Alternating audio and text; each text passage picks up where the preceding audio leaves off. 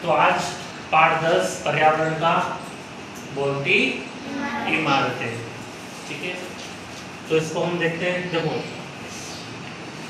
पहले के समय देखो इसको हम पढ़ेंगे गोलकोंडा के बारे में।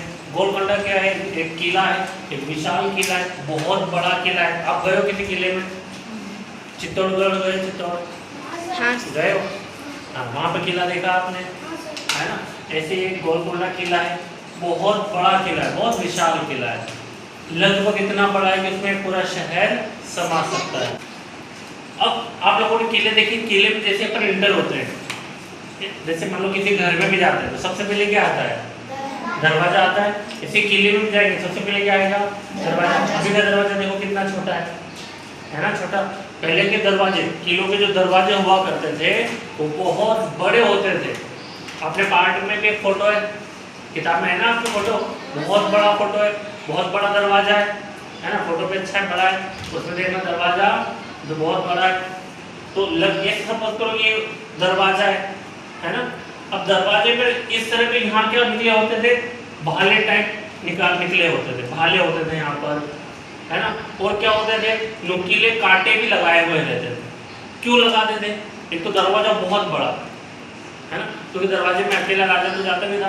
राजा पहले घोड़े से जाया करते थे, हाथी भी होते थे, हाथी भी जाया करते थे। तो पूरी सेना इसके अंदर से जाती, पूरी सेना इसके अंदर से निकलती थी, है ना? तो किले का दरवाजा भी उतना बड़ा होता था। और ये जो भाले और जो नुकीले जो कांटे इसके अंदर लगाए जाते थे, ये क्यों लगाए जाते थे? आजकल लगाते हैं क्या अपन?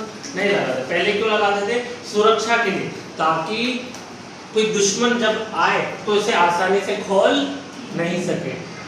तो खोलने जाएगा, नुकीले कांटे भाले टाइप लगे हुए तो आसानी से नहीं खोल पाएंगे, है ना? फिर आप देखेंगे बुर्ज, तो इस गोलकोंडा में कुल टोटल कितने बुर्ज हैं? 87 बुर्ज है। अभी बुर्ज क्या होते हैं? ये बुर्ज मैंने आपको पहले भी बताया है कि जो किले होते हैं, किले के पास जैसे किला है, किले से चलते हुए सामने की ओर ऐसे गोल तरह से क्या होती है? एक दीवार होती है ना? क्या होती है? दीवार।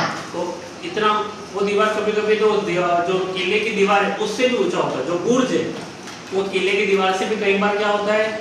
ऊंचा होता है। और बुर्ज लगभग 360 डिग्री तक गोल तक भी होता है। अब ये बुर्ज क्यों बनाए जाते थे? बुर्ज क्यों बनाए? और बुर्ज के अंदर क्या होते थे? छोटे छोटे छेद होते थे। हमने पढ़ा था कि बुर्ज के अंदर क्या होते हैं? छोटे छोटे छेद होते हैं। एक तरह से गोल तरह से एक पूरी दीवार होती थी, बड़ी सी, अच्छी बड़ी सी छोटी सी दीवार, और गोल होता था, उसी को हम बुर्ज कहते हैं। बुर्ज के अंदर छोटे छोटे छेद भी होते हैं, है ना? बुर्ज क्यों बनाए जाते हैं? बुर्ज इसलिए बनाए जाते हैं ताकि दुश्मनों से रक्षा कर सके। सैनिक ऊपर रहते थे, बुर्ज के अंदर सब दीवार सीढ़ियां भी लगाई होती थी, सीढ़ियों की जगह वो ऊपर पहुंचते। और अगर कोई दुश्मन, है ना, कोई दुश्मन की सेना किले पर हमला कर रही हो तो उनको बुर्ज के ऊपर चढ़ेंगे, ऊंचाई पर होगा किला, बुर्ज उससे भी ऊंचा है, तो उनको पहले ही पता चल जाता था कि दुश्मन की जो सेना है वो क्या करने वाली है? हमला करने वाली है। तो बुर्ज उस हिसाब से भी क्या है? बहुत फायदेमंद था, है ना? ठीक है, आगे जब आप देखेंगे फव्वारे के बारे में, फव्वारा आज के समय देखो, आपने देखा होगा मोटर चालू, है ना, हमारे पानी की टंकी होती है, नल चालू किया, फव्वारा आ गया, है ना? और नल टंकी में पानी कैसे जाएगा? मोटर चलेगी, मोटर से टंकी में पानी जाएगा, टंकी से नल के थ्रू अपने बाथरूम में क्या लगे? फव्वारे लगे कि लगे? मोटर थी नहीं, लाइट थी नहीं, तो फव्वारे चलते कैसे थे? आज के समय तो बड़ा आसान है फव्वारे चलाना, है ना? शहर में, गांव में, हर जगह फव्वारे लगे हुए, हर घर में आजकल तो फव्वारे पहले लगाते हैं, बाथरूम में लगाते हैं कि नहीं? लेकिन पहले के समय फव्वारे का चलना बड़ा अजीब था कि भैया चले तो चले कैसे, क्योंकि बिजली नहीं है, बिना बिजली के, बिना मोटर के कैसे चलते? तो ये चलते जल दबाव के कारण। अब ये फव्वारा जल दबाव के कारण कैसे चलता है मैंने आपको पहले भी बताया है, इसको आप डिटेल में नहीं बता रहा। अब आगे देखते हैं, हम पार्ट में जब आगे बढ़ते हैं तो आगे तोप का फोटो आता है, लगभग कुछ इसी तरह की तोप बनी हुई है ना? तोप है। अच्छा, वो तोप काय की बनी है? कांसे की तोप बनी हुई है ना? लोहे की नहीं है, किस चीज की बनी है?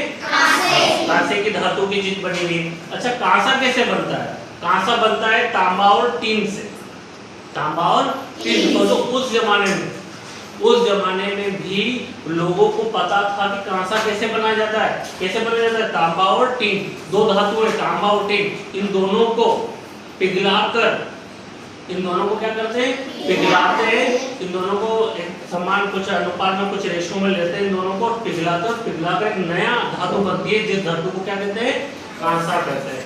और जो तोप थी, जो हमने गोलकांडा के चैप्टर में हम पढ़ी है, हमने वो तोप किसकी बनी हुई है, कांसे की बनेगी। अच्छा, तो आगे बढ़ते हैं इस चैप्टर में, तो म्यूजियम के बारे में आता है ना, म्यूजियम के बारे में चैप्टर में क्या आगे म्यूजियम। म्यूजियम क्या है, म्यूजियम क्या है बताओ, मैंने पहले भी बताया था म्यूजियम क्या है। म्यूजियम में क्या होता है, पुराने जमाने की जो भी चीजें हैं उन चीजों को संभाल कर रखा जाता है। म्यूजियम में क्या रखा जाता है, पुराने जमाने की चीजों को संभाल कर रखा जाता है। तो गोलकोंडा किले की जो भी चीजें हैं वहां उस समय की, हैदराबाद में एक किला है, सॉरी हैदराबाद में एक म्यूजियम है। क्या है, हैदराबाद में एक म्यूजियम है जहाँ गोलकोंडा किले के जब उस जमाने की जो भी चीजें यहाँ पर संभाल कर रखी हुई है। अच्छा, उसमें क्या क्या रखा जाता है लगभग म्यूजियम में, औजार है वहाँ के, है ना, जेवर है, हथियार है, बर्तन है, ये सारी चीजें वहां पर संभाल कर रखी जाती है। अब ये क्यों रखते हैं, ये भी एक क्वेश्चन उठता है। इनको संभाल कर रखेंगे तो रखने का फायदा क्या है, बताओ क्या फायदा है, इनको अपन संभाल के रख रहे हैं तो इनको संभाल के रखने का फायदा क्या है, लोगों को कैसे पता चलेगा, हाँ लोगों को कैसे पता चलेगा कि ये बर्तन, ये हथियार, ये जेवर कितने पुराने, और उस समय के लोग भी ये सारी चीजें यूज किया करते थे। तो हम